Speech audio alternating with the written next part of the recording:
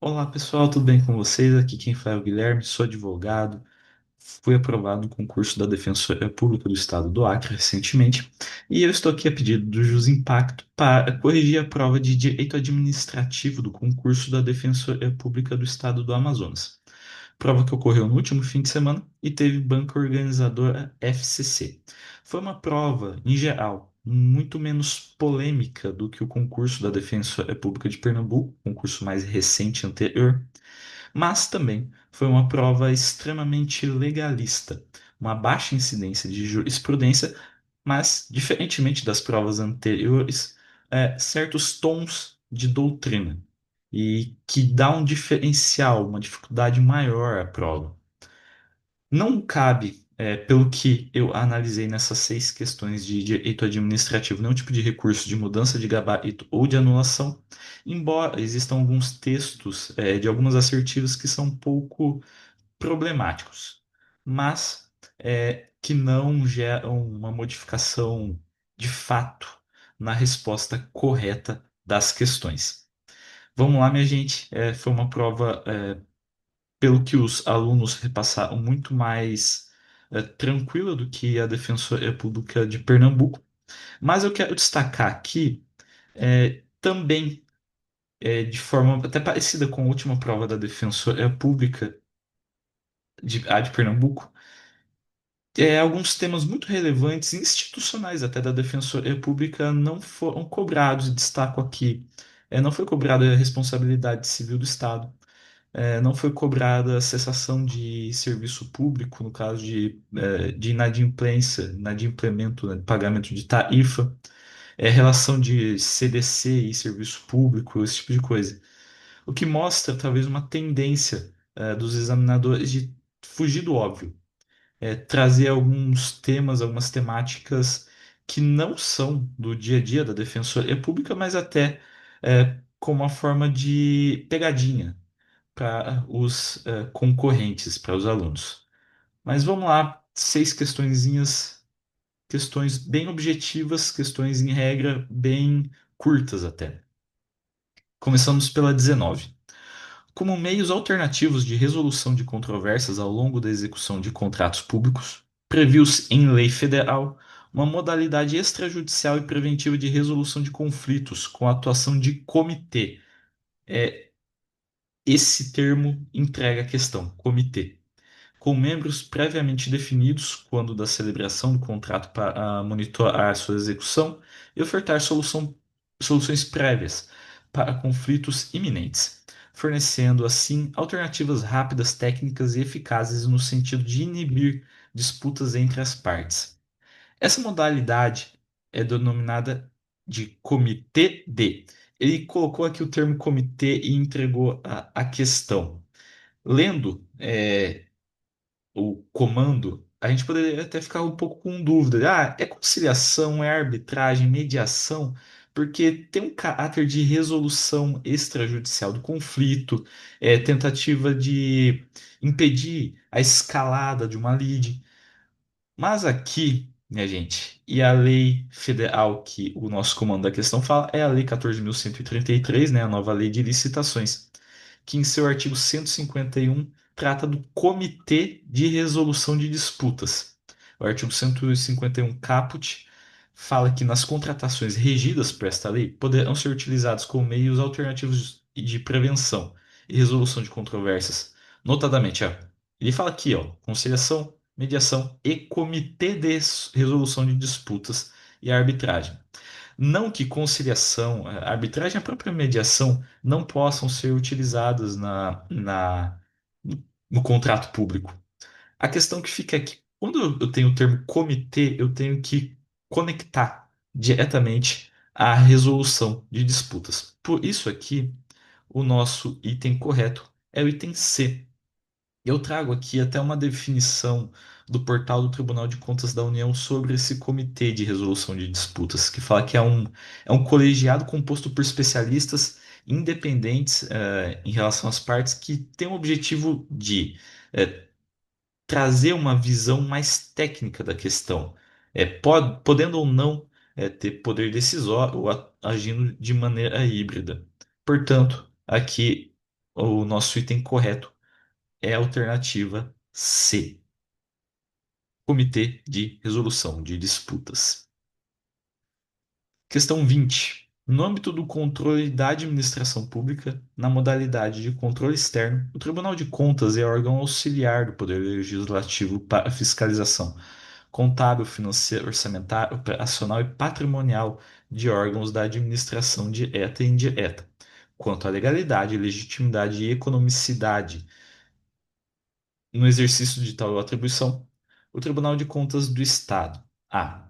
Profere decisão em procedimento que não comporta ampla defesa, que é exercida após sua conclusão já no âmbito do Poder Legislativo.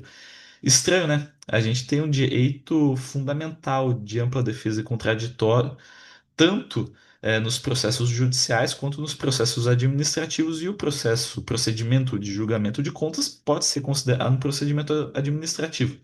Interessante, né? Vamos lá. B. Julga as contas do Poder Executivo Estadual. Perfeito.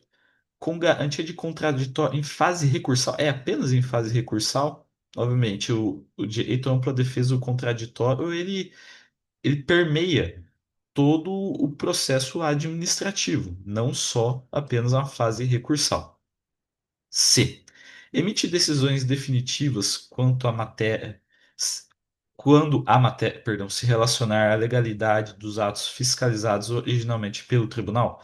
Decisão definitiva não permite recurso e nem revisão do poder judiciário ou a própria derrubada pelo poder legislativo também não me parece mais adequado. D. Emite parecer prévio e opinativo. Interessante, a questão já começa a ficar legal. Que poderá ser derrubado, olha, por quórum necessário de deputados estaduais.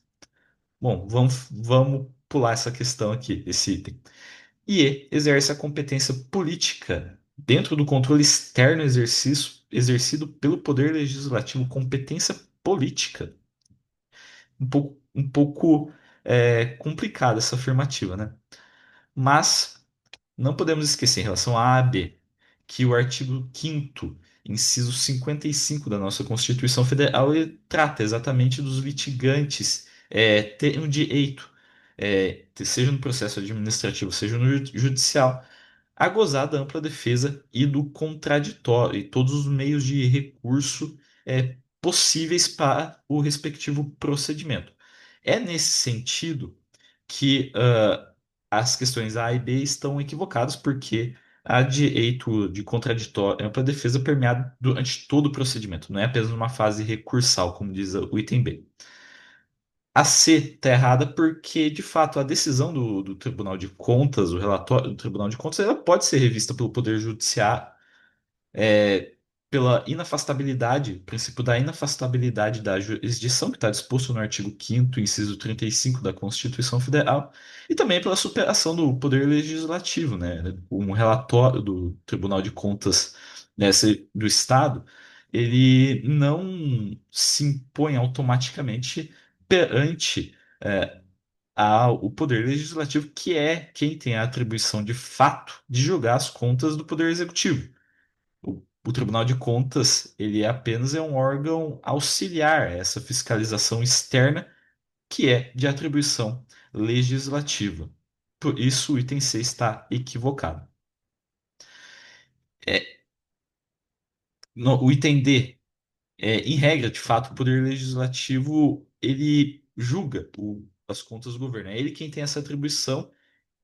E o Tribunal de Contas ele vai ofertar um relatório disposto até no artigo 71, inciso 1º da Constituição Federal, quando ele fala do Tribunal de Contas da União, mas é uma norma de repetição nas constituições estaduais.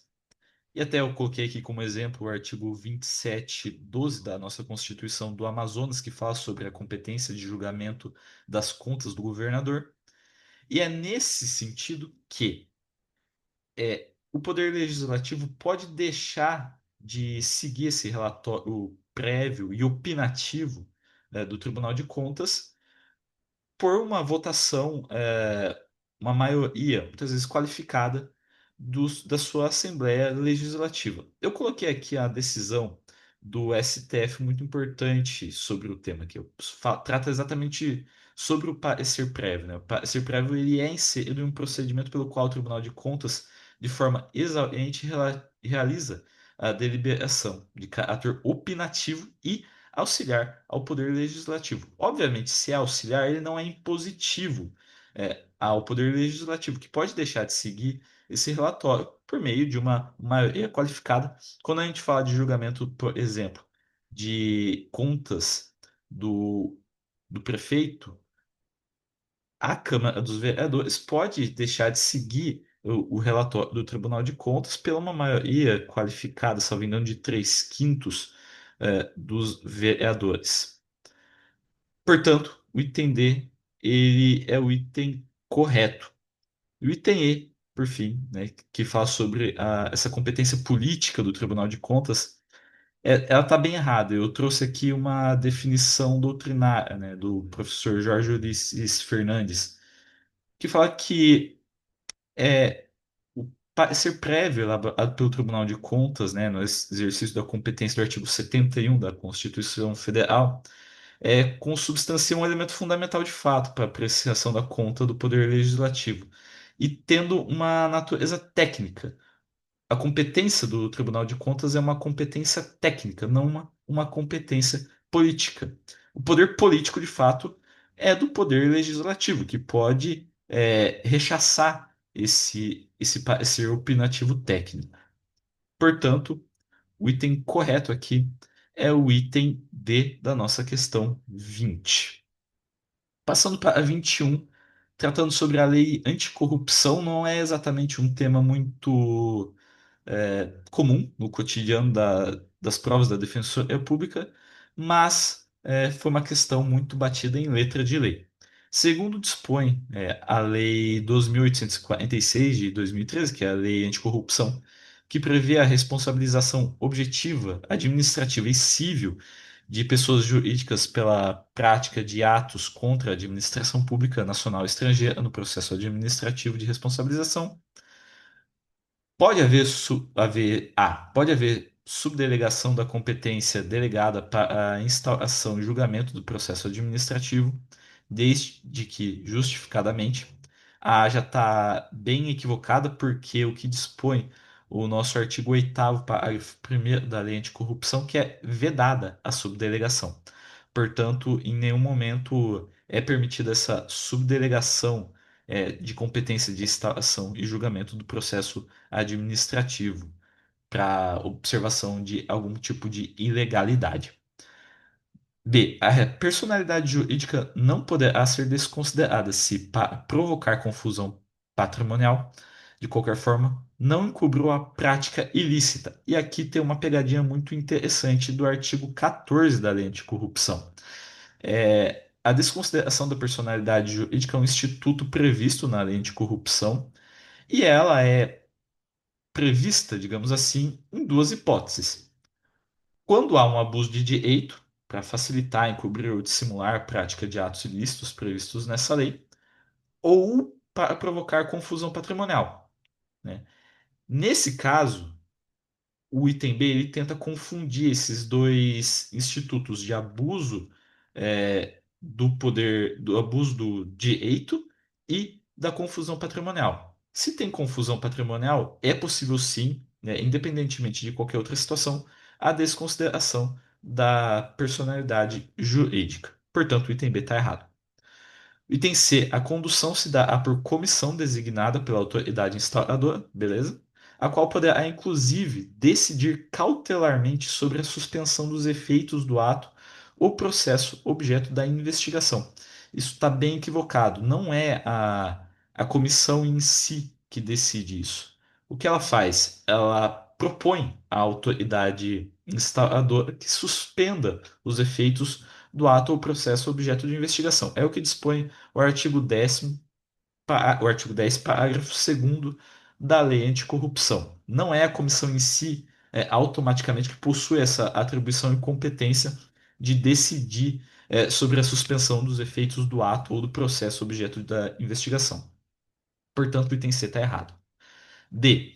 A instauração de processo administrativo específico de reparação integral do dano não prejudica a aplicação imediata das sanções estabelecidas nesta mesma lei. Interessante, né? Há um tipo de, segundo o nosso item aqui, um tipo de, de certa forma, autonomia entre essas instâncias administrativas, esses procedimentos administrativos. E é exatamente o que dispõe o artigo 13. A instauração do processo administrativo específico de reparação de integral do dano não prejudica a aplicação imediata da sanção prevista na lei anticorrupção. A lei anticorrupção ela trouxe essa possibilidade de, digamos, separação dos processos administrativos devido à sua causa de pedir diferenciada. E o E, e, portanto, o nosso gabarito é o item D. E o E está errado porque fala que será concedido o prazo de 20 dias, prorrogável por mais 10 para a defesa da pessoa jurídica contados a partir do ato de intimação. Na verdade, não é 20 mais 10, mas o artigo 11 traz que são 30 dias de fato. Não é essa separação de 20 dias mais uma extensão de 10 dias. O artigo 11 fala que no processo administrativo para a apuração dessa responsabilidade, será concedido à pessoa jurídica o prazo de 30 dias para a defesa, contados a partir da intimação de fato. O único erro aqui é esse cálculo dos 30 dias, né, de 20 mais 10. Portanto, o nosso item correto é o item D. Questão 22. Podem qualificar-se como organizações da sociedade civil de interesse público, desde que observados os objetivos e normas estatutárias que atendem aos requisitos da Lei 9.790 de 1990. Aqui eu falei para vocês no começo, né? A prova foi muito calcada em definições. E ela que é basicamente a definição da OCIP e quem não pode ser uma OCIP. Aqui está tudo previsto de fato na nossa Lei 9.790. E o artigo primeiro fala quem pode ser uma OCIP, né? Que são essas organizações da sociedade civil de interesse público, podem ser pessoas jurídicas de direito privado sem fins lucrativos, que tenham sido constituídas e se encontram em funcionamento regularmente há pelo menos 3 anos. Essa pessoa jurídica, além disso, ela tem que possuir uma finalidade benéfica à sociedade. Isso a gente vai ver depois no artigo 3º. Mas o artigo 2º traz um rol de hipóteses proibitivas de pessoas jurídicas para se qualificarem como OCIPs. Ou seja, traz um rol de hipóteses em que essas pessoas jurídicas descritas não poderão se qualificar como OCIP. Aqui na nossa questão 22, ele traz cinco hipóteses, né? Instituição hospitalar privada, sociedade comercial, organização partidária assemelhada, sindicato e associação de classe e a sociedade que promova segurança alimentar e nutricional. As quatro primeiras, os itens A, B, C e D, estão previstos no artigo 2º como proibidas de serem OCIPs. Sociedade comercial, que é o item B, sindicato, associação de classe, que é o item D, organização partidária assemelhada, inclusive fundação, item C. Eu também trouxe, como para fins de revisão, algumas instituições religiosas também não podem ser o CIP, e instituição hospitalar privada, não gratuita, e suas mantenedoras, que é o item A, também não podem ser o CIP. O item E está correto, porque é exatamente o que define o artigo 3º, inciso 5º da lei da OCIP. Essa pessoa jurídica que eu expliquei é de direito privado, constituído há menos de 3 anos. Se ela tiver uma finalidade social de promoção de segurança alimentar e nutricional, ela pode se qualificar como OCIP, sim. O artigo 3º traz um rol de hipóteses de fins sociais que permitem essas pessoas jurídicas, com exceção do rol do artigo 2º, que define que essas pessoas jurídicas poderão ser OCIP se defenderem ou assegurarem algum direito social definido. Um desses direitos é a promoção da segurança alimentar e nutricional que é disposto no inciso 5º. Por isso que o nosso item correto é o item E. São as associações que promovam segurança alimentar e nutricional se constituídas há pelo menos 3 anos, se seguir todas as outras regras da Lei 9.790, poderão ser qualificadas como organizações da sociedade civil de interesse público. Questão 23, de novo, uma questão extremamente conceitual de objetivo dos objetos, de temas de direito administrativo, no caso, é a delegação de serviço público por meio de licitação. Vamos lá. A delegação de prestação de serviço público feita pelo poder concedente mediante licitação na modalidade concorrência ou diálogo competitivo, a pessoa jurídica ou a consórcio de empresas que demonstra capacidade para seu desempenho por sua conta e risco e por prazo determinado é denominada denominada de autorização de serviço público, concessão, permissão, assunção ou delegação em sentido estrito. Aqui, por eliminação, a gente poderia retirar autorização, porque a autorização é meramente o ato administrativo unilateral, né? Que a gente não está falando de licitação propriamente dita. Assunção de serviço público, porque também não está prevista em legislação definida. A assunção de serviço público é exatamente a pessoa jurídica ou consórcio de fato se apoderar e começar a fornecer o serviço público. E a delegação em sentido estrito também não está prevista na legislação. A gente poderia ficar em dúvida entre o item B e o C, a concessão e a permissão do serviço público, porque ambas estão previstas na Lei 8.987 de 95, que trata sobre delegação e concessão de serviços públicos. Mas veja que o nosso item ele trouxe praticamente um copia e cola da definição de concessão do serviço público.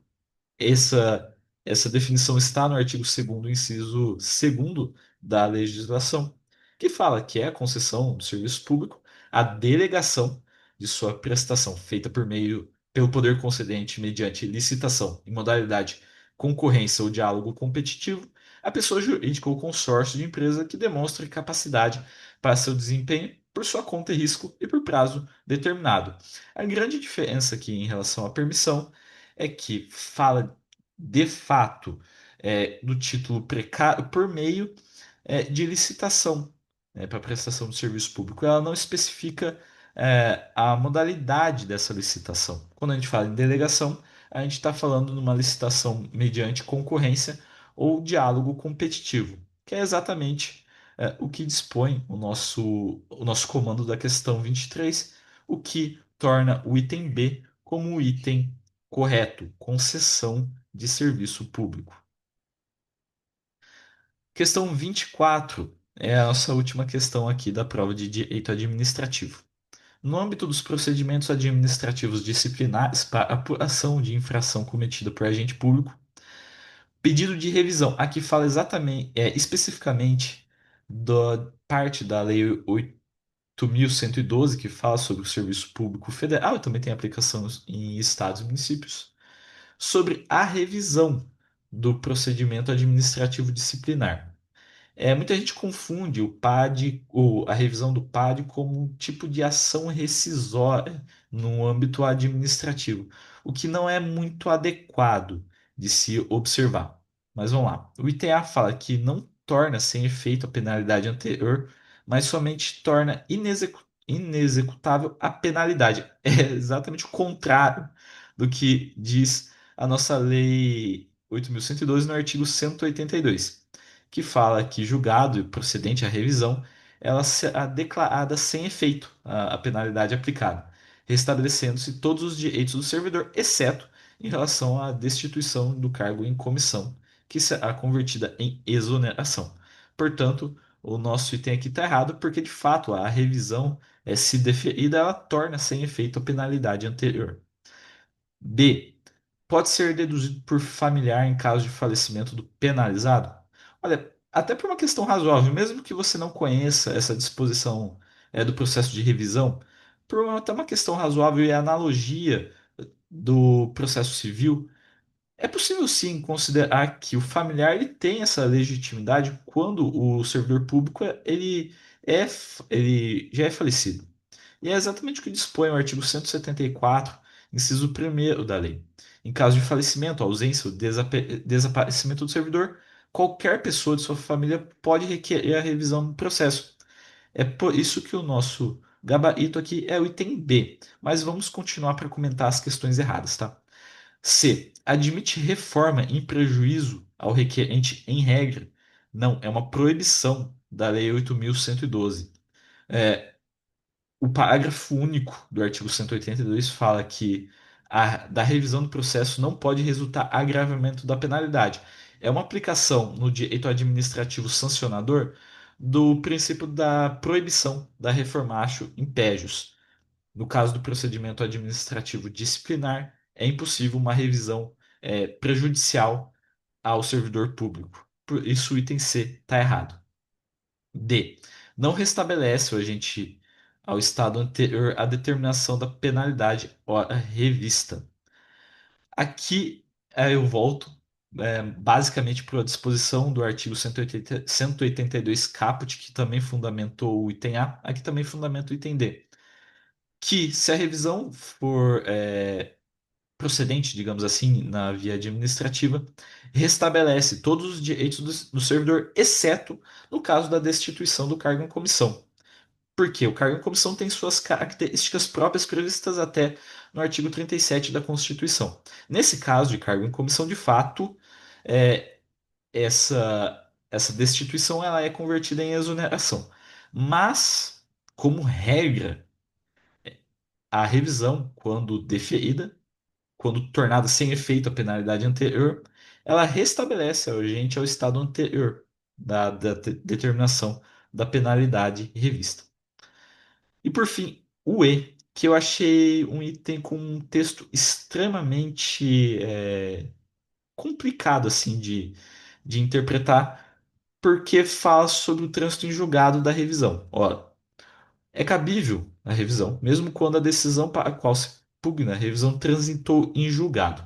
Se a gente for ler o artigo 174 da Lei 8.112, a gente vai observar que a revisão pode ocorrer a qualquer tempo, né, a pedido ou de ofício, quando se aduzir fato novo ou circunstância suscetível de justificar a inocência do punido ou a inadequação da penalidade.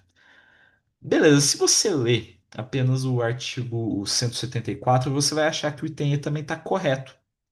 Bom, é possível, então, a revisão em qualquer momento, né, do procedimento administrativo disciplinar, mesmo quando há um trânsito julgado. Ocorre que o termo aqui, o trânsito julgado, levanta algumas dúvidas. Porque, em regra, quando a gente utiliza o termo trânsito julgado, a gente está falando do quê?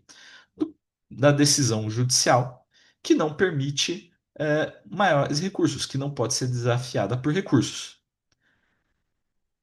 Aí eu não vou entrar também no mérito da questão da rescisão, da ação rescisória no processo civil. Mas, enfim, quando a gente fala de procedimento administrativo disciplinar, o melhor termo talvez não é o trânsito julgado de decisão administrativa. Então, já torna o item errado, porque não há trânsito julgado, é uma coisa julgada apenas formal. Na medida em que o próprio procedimento administrativo ele pode ser revisto e anulado no âmbito judicial, pelo princípio da inafastabilidade da jurisdição, do artigo 5º, inciso 35 da nossa Constituição Federal, o procedimento administrativo ele pode ser revisto judicialmente. Aí essa decisão judicial ela vai ser transitada em julgado. Então, se eu tenho o trânsito julgado da decisão judicial, eu não posso, obviamente, pedir uma revisão do procedimento administrativo disciplinar, porque já há uma decisão judicial transitada e julgada, uma coisa julgada, que é uma autoridade da sentença. Nesse sentido, não caberia a revisão do procedimento administrativo quando há coisa julgada judicial. E quando eu falo de procedimento administrativo, o termo mais adequado não é trânsito em julgado. Por isso que o item E tá errado independentemente da interpretação que você fizer do termo transitou em julgado. Além disso, a Controladoria Geral da União, ela dispõe em seu parecer número 26 que a revisão do procedimento administrativo segue o prazo prescricional quinquenal do decreto 20.910, que fala exatamente sobre a prescrição quinquenal contra a fazenda pública. Esse prazo ele começa a correr quando o interessado, né, seja o servidor público apenado, seja seu familiar em caso de servidor público falecido, tiver conhecimento do fato novo ou prova nova. E aí que tá, a partir desse conhecimento do fato novo, corre o prazo prescricional de 5 anos para que o apenado, o servidor público, entre com essa revisão administrativa. Ou seja, por mais que a lei, o artigo 174, fala que seja qualquer tempo, na prática, na defesa doutrinária dessa questão, e segundo o relatório da Controladoria Geral da União, não é exatamente a qualquer tempo, né? Se houver um procedimento judicial com trânsito julgado, eu não vou poder fazer revisão via administrativa, porque eu já vou ter coisa julgada no âmbito judicial, do Poder Judiciário, que não pode ser desfeito pelo procedimento administrativo.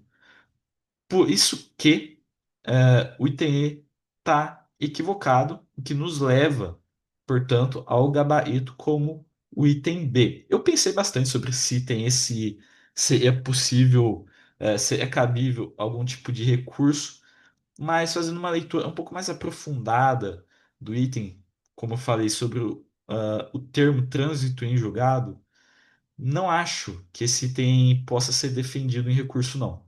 Creio que o item mais adequado, mais correto, seja o B, porque é uma repetição do disposto no artigo 174, parágrafo 1º da Lei 8.112. É isso, pessoal. Questões extremamente curtas e objetivas, como foi mais ou menos a prova inteira da Defensoria Pública do Amazonas. Eu espero que vocês tenham tido muito sucesso nesse concurso, e que vocês já sejam aprovados para a segunda fase, que está batendo a porta também. E qualquer dúvida que vocês tiverem, podem me procurar no meu Instagram, na @Guilherme W. Milani. Qualquer dúvida, qualquer feedback que vocês tiverem, pode me procurar lá, gente. Beleza? É isso. Tchau, tchau e boa sorte.